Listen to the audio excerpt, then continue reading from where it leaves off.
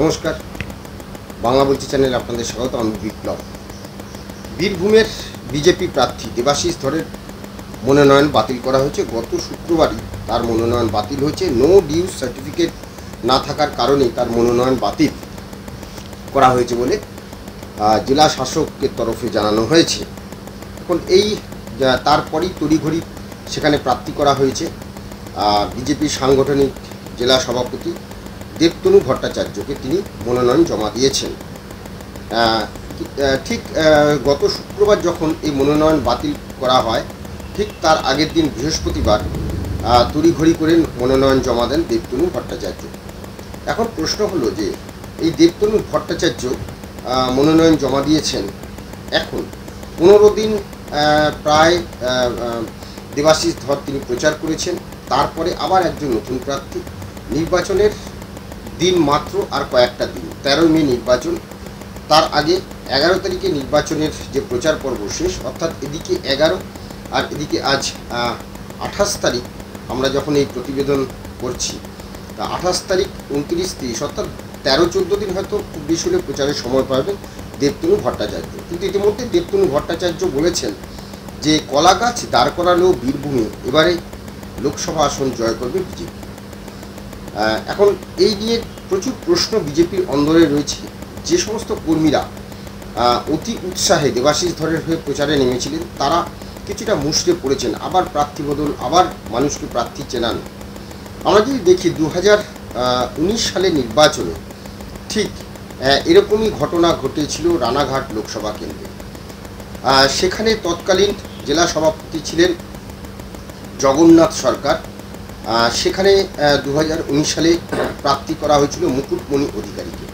কিন্তু মুকুটমণি অধিকারী সরকারি হাসপাতালের চিকিৎসক হিসেবে তিনি চাকরি করতেন, রাজ্য সরকারের কর্মী ছিলেন, এবং সেই কারণে তিনি যে তার ভোটে দাঁড়াতে গেলে তাকে যে পদত্যাগ করে আসতে হবে সরকারি পদ থেকে, সরকারি চাকরি থেকে, তিনি পদত্যাগও জমা দেন। কিন্তু রাজ্য সরকারের তরফ থেকে তাকে ছাড়া হয়নি সে সময়, এবং তখনই তড়িঘড়ি 2019 সালে জগন্নাথ সরকারকে টিকিট দেয়, মনোনয়ন দেওয়া হয়, আবার ফের মনোনয়নপত্র জমা দেন এবং তিনি জয়ী হন।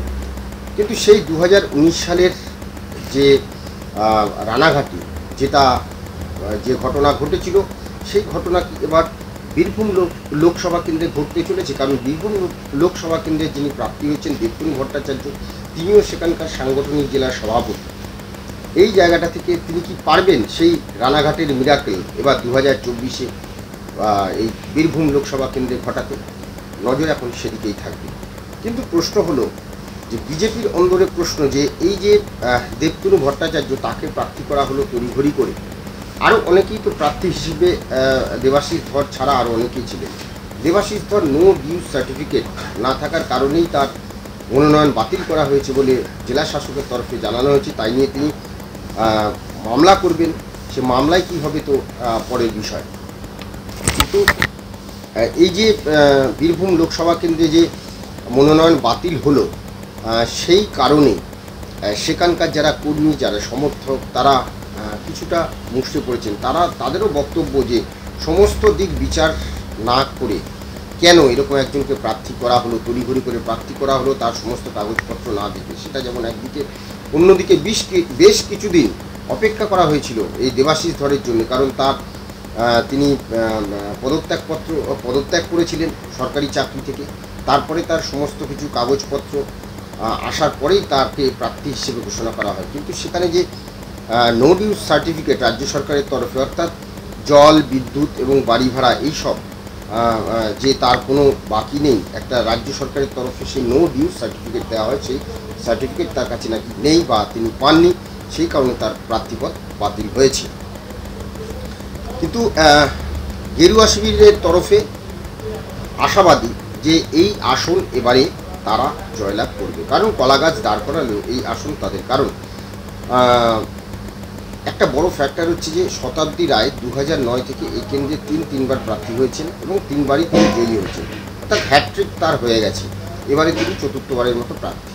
সেটা যেমন একদিকে, তেমনি অন্যদিকে এই জেলায় বীরভূমে এইবারে অনুব্রতহীন নির্বাচন হবে, অর্থাৎ অনুব্রত মণ্ডল তিহার জেলে রয়েছেন, তাকে ছাড়াই এবারে নির্বাচনে প্রতিদ্বন্দ্বিতা করতে হবে তৃণমূল প্রার্থীকে।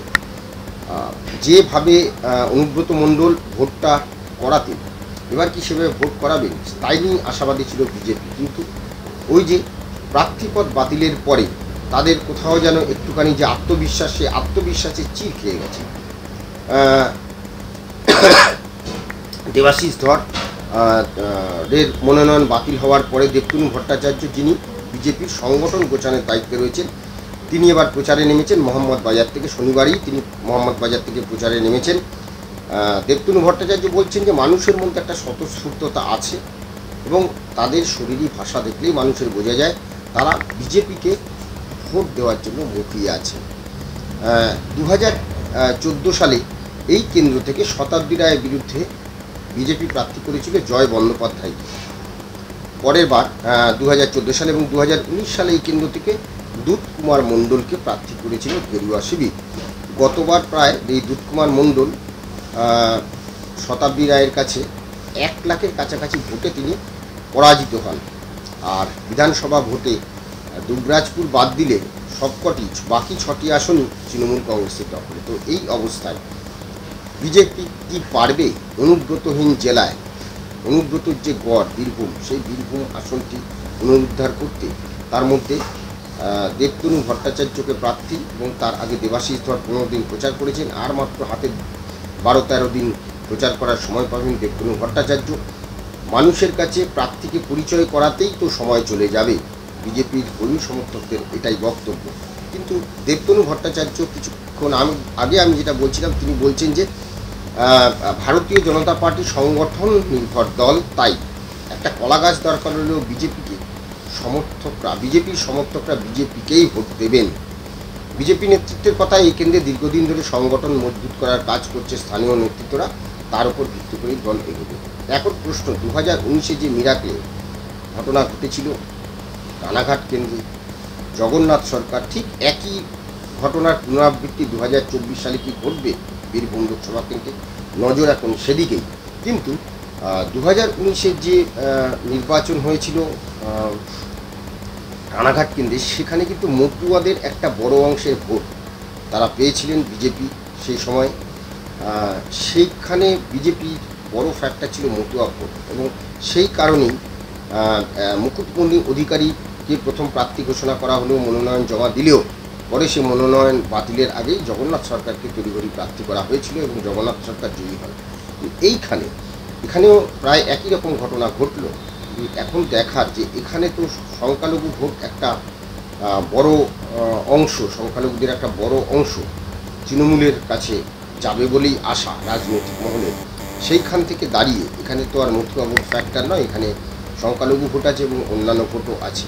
কিন্তু ভোটটা করানোটাই এখন চ্যালেঞ্জ বিজেপির কাছে। যতই তারা বলুন যে কলা গাছ দাঁড় করালেও মানুষ ভোট দিয়ে দেবেন, মানুষ কি এতই বোকা যে কোনো প্রার্থী কে প্রার্থী জানলেন না সাথে সাথে তাকে ভোট দিয়ে দেবে? নজর এখন সেদিকে যে সত্যি কলা গাছের জায়গায় তো দেবতনু ভট্টাচার্য প্রার্থী হয়েছে। এখন দেখার যে এই কয়েকদিনে তিনি এই যে বীরভূমের এত বড় একটা কেন্দ্র, বীরভূম লোকসভা কেন্দ্র, এবং সবথেকে বড় কথা হলো যে শতাব্দী রায় 3বার জয়ী, এবং তিনি এখন তার সেই এলাকাটা কিন্তু তিনি হাতের তালুর মতো চেনেন আর কি, প্রতিটা জায়গা। সেখানে তিনি নিজেই এবারে নির্বাচনের দায়িত্বে, অন্যান্যবার থাকেন তৃণমূলের অনুব্রত মণ্ডলের দায়িত্বে, তিনি নির্বাচনটা করেন। কিন্তু এখন দেখার যে অনুব্রতহীন জেলায় বিজেপি কি পারবে পদ্ম ফুল ফোটাতে, ঘাস ফুলকে সরিয়ে পদ্ম ফুল ফোটাতে? নজর সেদিকেই। আপাতত আমাদের এই আলোচনা নিয়ে আপনাদের মতামত কমেন্টস বক্সে জানাবেন। ভালো লাগবে লাইক দেবেন। সবাই ভালো থাকবেন, নমস্কার।